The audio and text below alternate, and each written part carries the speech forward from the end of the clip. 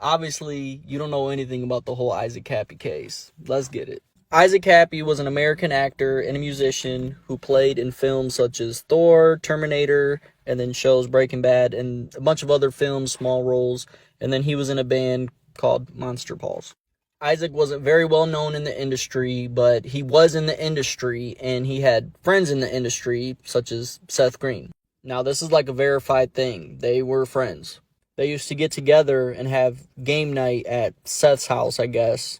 So the story goes, Isaac went over to Seth Green's house to play a game called Mafia. At the end of the night, it was Seth Green, Seth's brother-in-law, and then Isaac Kappy. They're just hanging out, and then out of nowhere, Seth Green opens a bookcase exposing a secret room, saying to Isaac, "This is where we keep the children." And Isaac tries brushing it off because he's like, maybe it's just a joke, whatever. But then a month later, Isaac goes back to Seth Green's house to have dinner with Seth and his wife. And then out of nowhere, Seth turns to Isaac while they're sitting there eating dinner. And he says, "We need to have a talk about chicken."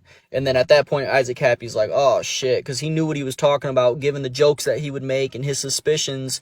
And it was that night that Seth Green came out to Isaac Kappy about him being a pizzaphile. It was at this point that Isaac probably felt that he had no choice but to expose his best friend, because he was trying to get him to join this cult of pizzaphiles.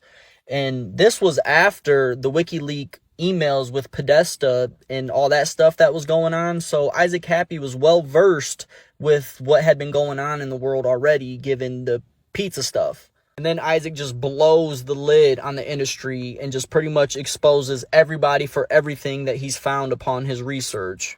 Given the fact that he was exposing everything that he started to get threats and started to notice that he was being followed, and there was like weird traffic going on around his home. So then he made it publicly known that he was willing to defend himself if need be. And with that, he also wrote Seth Green and Seth's wife letters saying that he had a dead man switch in case he was to meet a demise.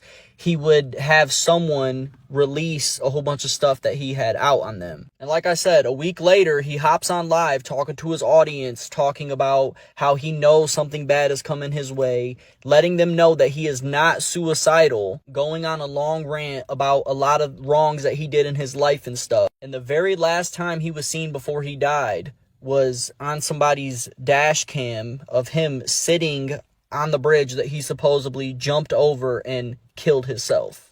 Oh, I'm not going to talk about Tom Hanks either, who is also a pedophile. Tom Hanks, folks, is a pedophile. There's this girl, Sarah Ruth Ashcraft, on Twitter, who has been accusing Tom Hanks of